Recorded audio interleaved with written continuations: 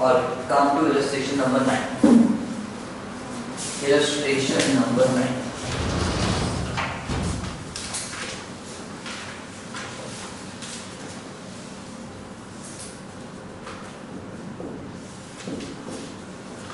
Yes, मैंने पढ़ा बच्चों आपके लिए क्वेश्चन.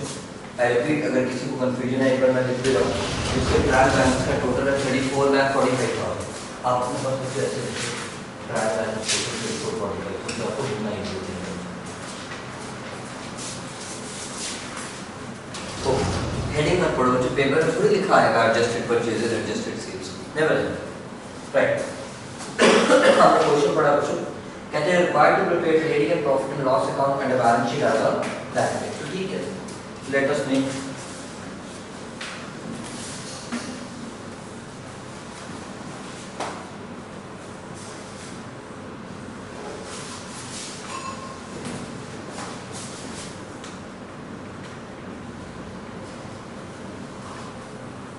जैसे हमने लास्ट क्लास में किया उसी सिस्टम आगे कंटिन्यू करते हैं.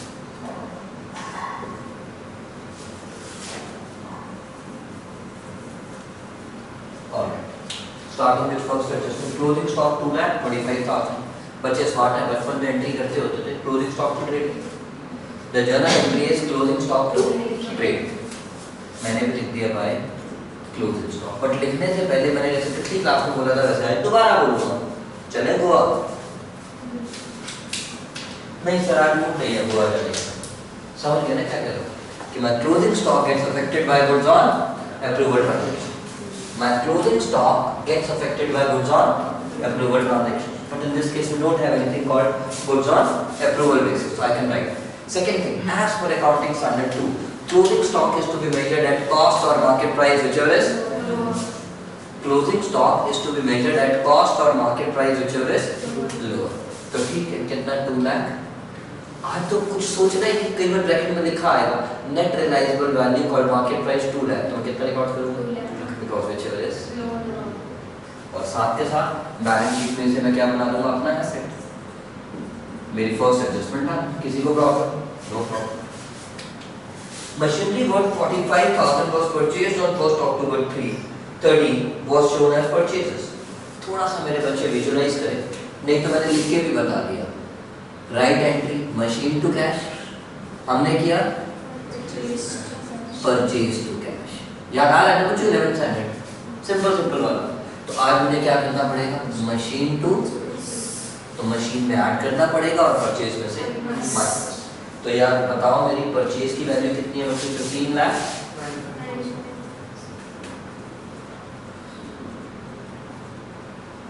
Minus amount wrongly debited. हाँ मुझे इसका वैल्यू 45,000.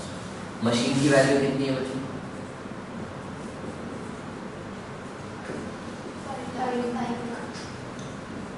कितनी?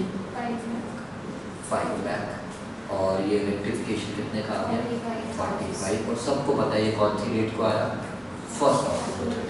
लिख के छोड़ दिया. और इसको मैंने ऐसे बोल दिया नहीं. 5 lakh means M1, 45 means M2. Okay आगे देखते हैं. Freight paid on the machinery which was also included in freight or purchase. मेरी बारी.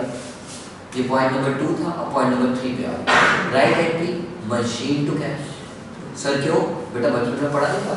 Any expenditure incurred before the asset is first put to use or capitalized. Any expenditure incurred before the asset is first put to use or capitalized, called they are added to the value of asset. I repeat once again. Any expenditure incurred before the asset is first put to use or capitalized, called they are added to the value of asset. तो write entry machine to cash हमने क्या कर दिया? Freight to cash. तो आज हमें क्या करना पड़ेगा? आज हमें क्या करना पड़ेगा? देखो ये पेपर में लिखना नहीं है, मैं सिर्फ आपको समझाने के लिए लिख रहा हूँ. So that when you revise you know the fundamental logic behind that. Paper में आप डायरेक्ट प्लस माइनस कर सकते हो. अच्छा ये फ्रेट कौन सा है मेरा बच्चों? फ्रेट और परचेज. सर खाली वर्ड फ्रेट लिखा होता तो फ्रेट और कैरेज को इनवर्ट मानते हो या आउटवर्ड? डायरेक्ट या इनडायरेक्ट? डायरेक्ट. ट्रेडिंग या पेड? आई रिपीट, आज तो ये टुक चाहे freight on purchase trading, but otherwise खाली वर्ड फ्रेट लिखा होगा तो उसे क्या मानते हो? Freight inward. और इनवर्ड हमेशा कहाँ रिकॉर्ड होता है? Direct expenses. ओके, मैंने यहाँ पे लिखा फ्रेट, कितना है फ्रेट ऑन परचेज, और इसमें से 5 को क्या कर दो, क्योंकि अमाउंट रॉन्गली डेबिटेड, और यहाँ पे इसको 1 अक्टूबर 13 को भी प्लस कर दो, amount wrongly included in freight.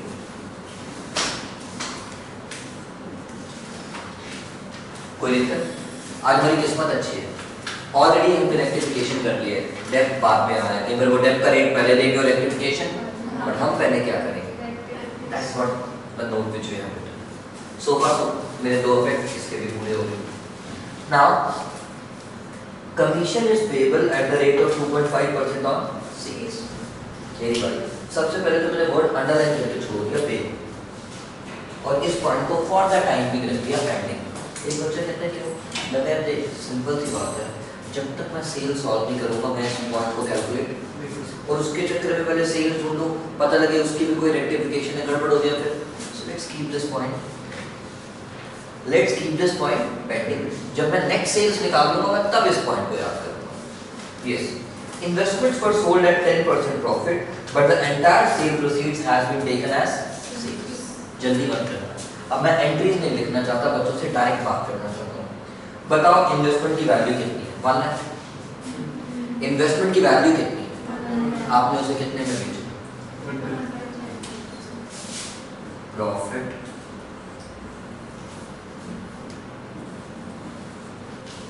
On sale of investment कितना?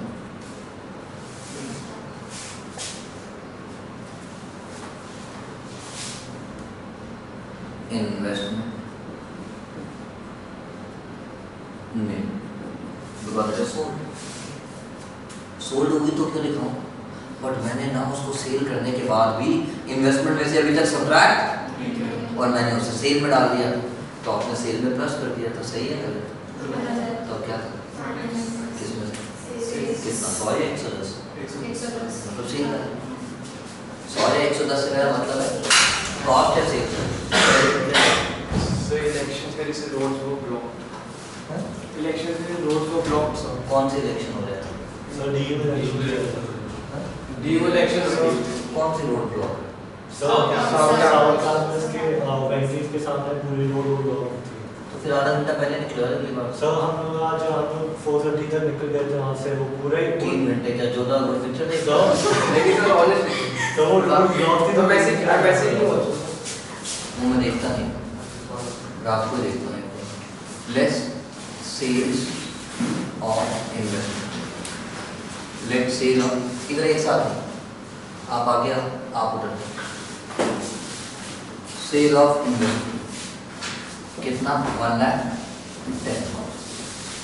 सेल ऑफ इन्वेस्टमेंट कितना? 1,10,000। एंट्री लिख के बताता तब भी इफेक्ट सेम आता। बड़ी सिंपल सी बात है, मैंने इन्वेस्टमेंट बेच दिया, इसीलिए उसे बैलेंस शीट पे दिखाने की जरूरत। मैंने इन्वेस्टमेंट 1 लाख का 110 पे बेचा, तो 10,000 इज द प्रॉफिट। और सेल्स को छोड़ के सारे रेवेन्यू कहाँ रिकॉर्ड होते हैं? Profit and. मैंने जब उसे बेचा, इट हैज बीन लिखा हुआ है क्वेश्चन में, I have taken that value into sales, but वो मेरी सेल वैल्यू थोड़ी है, इसलिए सेल में से माइनस कितना? We have sold it for 1,10,000। Next write off bad debt should be 10,000 and create provision for doubtful debt 5%। मेरी बात, पहले बताओ डेटर्स कितना है बच्चों? 2,50,000। मैंने यहाँ पे लिख दिया रिलीमा डेटर्स 2,50,000 माइनस बैड डेट्स। ये क्योंकि आज क्या कर रहे हो बेटा, इस क्वेश्चन में कोई रेक्टिफिकेशन है ही नहीं, और देखो क्वेश्चन खत्म हो गया, मुझे दिख रहा है उसके बाद नेक्स्ट पॉइंट क्या है? बैड डेट या print for bad debt. Otherwise मैं डेटर के लिए सबसे पहले क्या करता हूँ? रेक्टिफिकेशन देते हैं, जैसे गुड्स ऑन अप्रूवल या गुड्स रॉन्गली रिकॉर्डेड और व्हाटसोएवर, बट आपकी रेक्टिफिकेशन नहीं। बैड डेट्स कितने बताए आपने फर्दर? 10,000। बच गया 240 और प्रिंट फॉर बैड डेट कितना? कोई डिस्काउंट है? नहीं। तो प्रिंट फॉर डाउटफुल डेट 12,000। बचा कितना? 2,28,000। बचा कितना? 2,28,000। अब इधर आ जाते हैं बच्चे, बैड डेट्स रिनिमा ओल्ड बैड डेट्स कितने हैं मतलब 15,000 और new bad debts 10,000 thank you bad debts मैंने कहा ओल्ड बैड डेट कितने हैं आपने बोला 50 प्लस न्यू बैड डेट कितने 10,000 ऑन ऐसे ही सिखाया था ना मुझे उसके बाद प्रोविजन नो उल्टा चलता है ना प्रोविजन न्यू प्रोविजन कितना है 12,000 माइनस ओल्ड प्रोविजन कितना 8,000 रिजल्ट पॉजिटिव आ गया तो डेबिट कर दिया नेगेटिव आता तो वो बन जाता present for bad debt recover present for bad debt recover 2 minute बैठो 2 मिनट बैठो provision for bad debt recover yes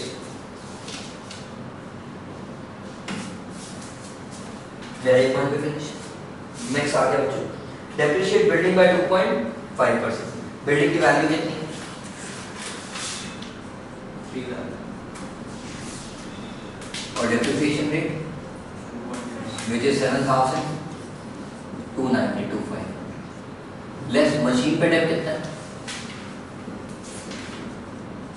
10%. रुक जाओ देखो मैंने क्या किया वरुण खन्ना M1 पे 50,000 5 लाख M2 से मेरा मतलब क्या है बच्चों ये जो आपने मशीन खरीदी है with installation expense 50,000 1 October 30 rectification 1 अक्टूबर को हुआ ना because that machine was purchased on 1 अक्टूबर तो उस पे तो डेप सिर्फ 6 मंथ्स था तो 10% तो हो गया 5,000 बट आएगा कितना 2,500 it's just like depreciation 5 lakh right from the beginning मेरे पास था पूरे साल का 50,000 मेरे पास कब आया 1 अक्टूबर को तो इसीलिए M1 पे तो पूरे साल का डेप और M2 पे सिर्फ 6 मंथ्स M2 पे सिर्फ ये जो आपने लगाया बेसिकली मैंने लिख भी दिया ताकि याद रहेगा 6 मंथ्स का डेप तो टोटल डेप 52,500 497,500 अब इन दोनों डेप्रिसिएशन को यहाँ पे लिख देते हैं depreciation on plant and machinery कितना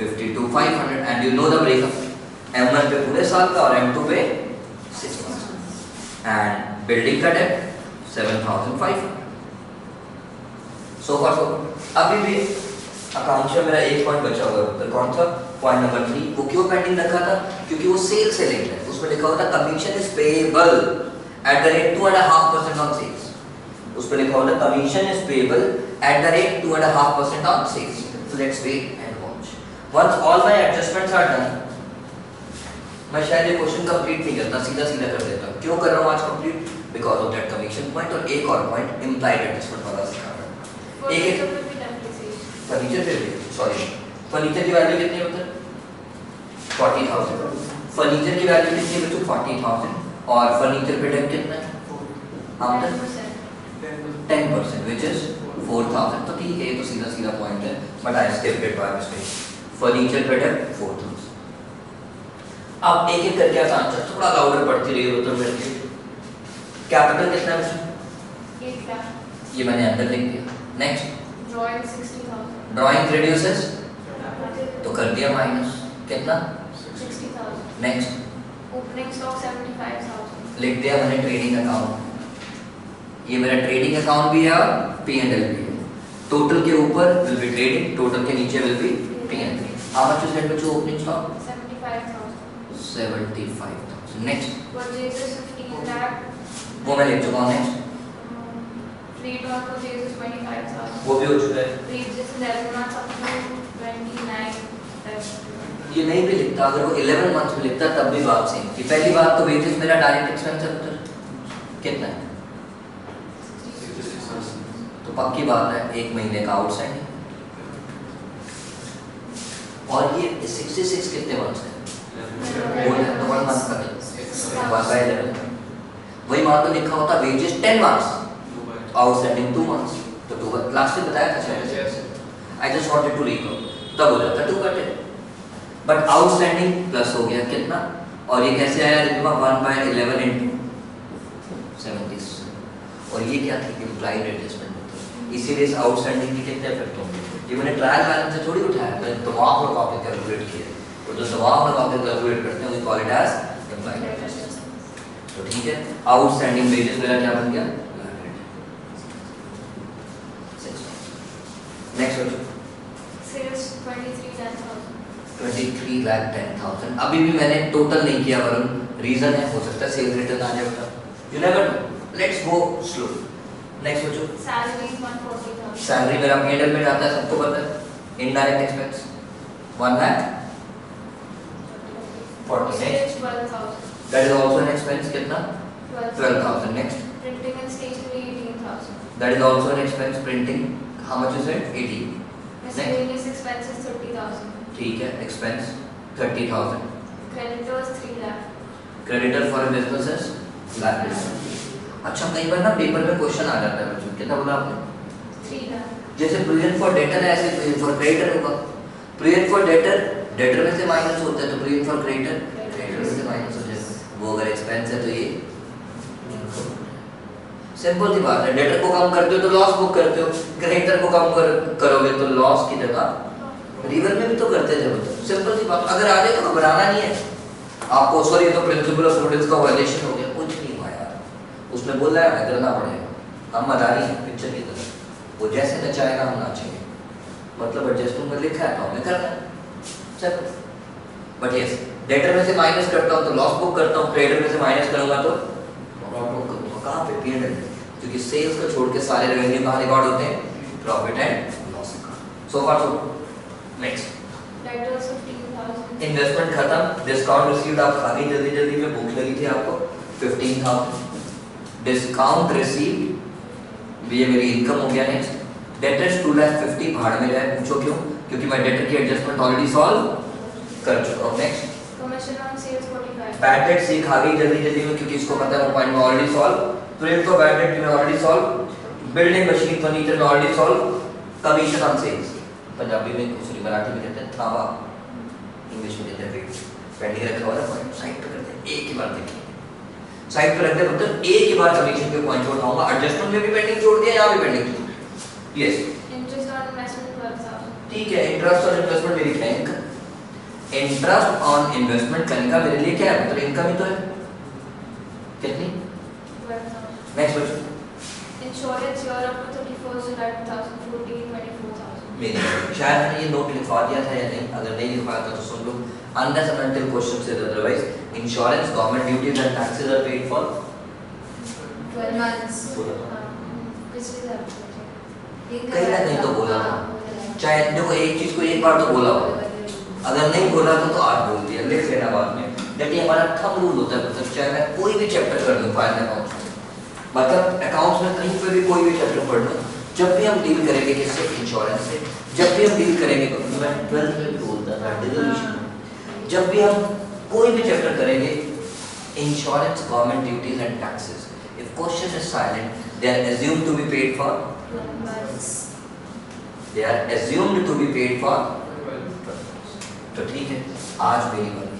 हमारी बुक्स का क्लोज होती है तेजस 31 मार्च 14 को, और आपने ये कब तक का पे कर रखा है बच्चों? 31 जुलाई 14, अप्रैल मई जून जुलाई 6 मंथ, 4 मंथ्स। 31 मार्च को अकाउंट क्लोज हो गए, then April May June July 4 months। It means how much we have paid in advance. Insurance prepaid will become my asset. Insurance prepaid will become my prepaid insurance। ये insurance कितना है sir? 24। बेटा ये कितने months का है? 12 months. ये जो दिया हुआ है 24,000 ट्रायल बैलेंस में, कितने मंथ्स का? यार अभी तो बोला था, 3 बार बोला था, चौथी बार फिर बोल दिया। Insurance government duties and taxes are paid for, and how much we have paid in advance? 1/3 कितना? और ये भी कहीं दिया हुआ था या हमने ढूंढा है? ढूंढा है। तो इम्प्लाइड एडजस्टमेंट, आउटस्टैंडिंग अगर प्लस होता तो प्रीपेड, जैसे वेजेस में आउटस्टैंडिंग वेजेस ऐड कराया तो इंश्योरेंस में से prepaid insurance, what's the big deal? Insurance.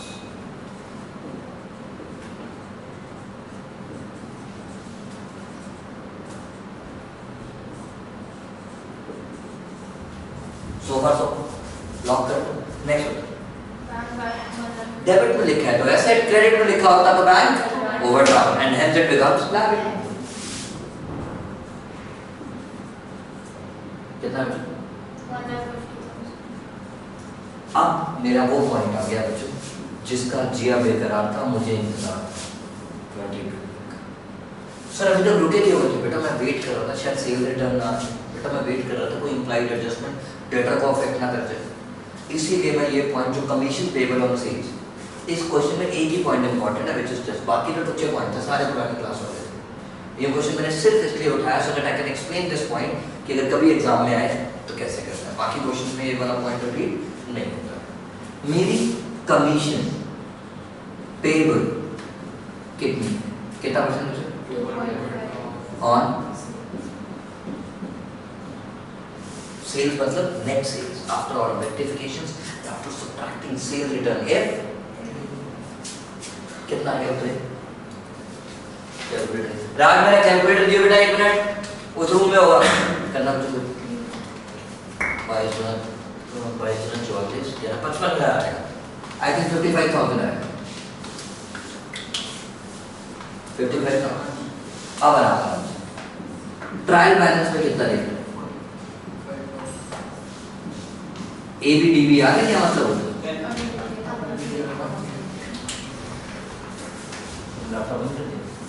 दो मिनट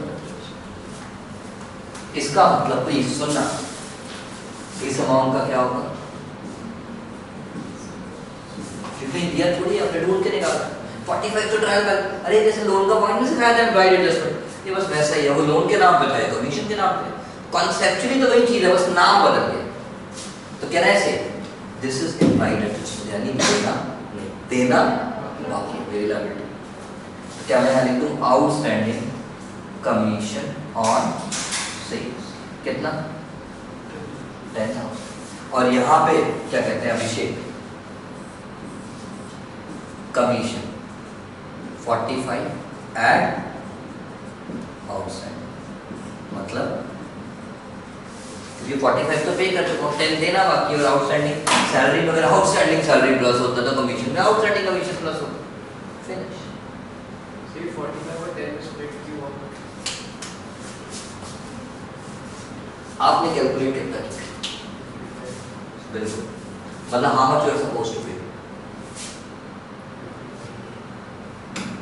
और ट्रायल बैलेंस में कितना लिखा हुआ है? ट्रायल बैलेंस में कितना लिखा हुआ है? इसीलिए स्प्लिट हुआ।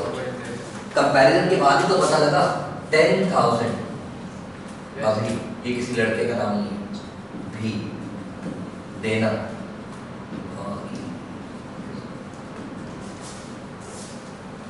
उसके दो एक लायबिलिटी बन गया और एक जैसे सैलरी में आउटस्टैंडिंग सैलरी ऐड करते हो, अब आपने कमीशन में आउटस्टैंडिंग कमीशन। कोई दिक्कत? नो दिक्कत। अब तो क्वेश्चन खत्म, मैंने चीटिंग मारी। ग्रॉस प्रॉफिट कितना आ रहा है उससे वो 7,08,000 अब तक 7 लाख 8,000 मैं एज्यूम कर रहा हूँ, ठीक है अभी पता भी लग जाएगा। नेट प्रॉफिट कितना है अब तक? 381,000। और इस नेट प्रॉफिट को कैपिटल में क्या करते हैं? Plus.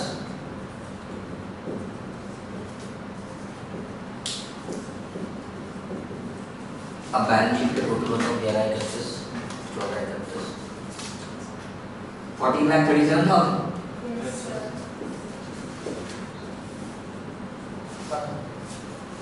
All about a simple question you can say, not very tough.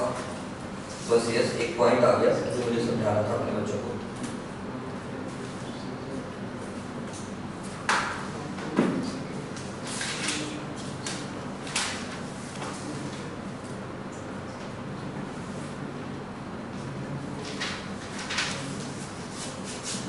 हाँ हाँ मेरे से पूछा होगा। ओ काकी तू आ रहा है तो मैं बैठ सकता हूँ। मेरे से पूछ लेना, मुझे भी थोड़ा थोड़ा ज़्यादा थोड़ा सा। अच्छा तो फोर्थ इन्वेस्टमेंट में इन्वेस्टमेंट वाला इन्वेस्टमेंट 10% प्रॉफिट आज तो बता रहा हूँ दीवार से टाइम पे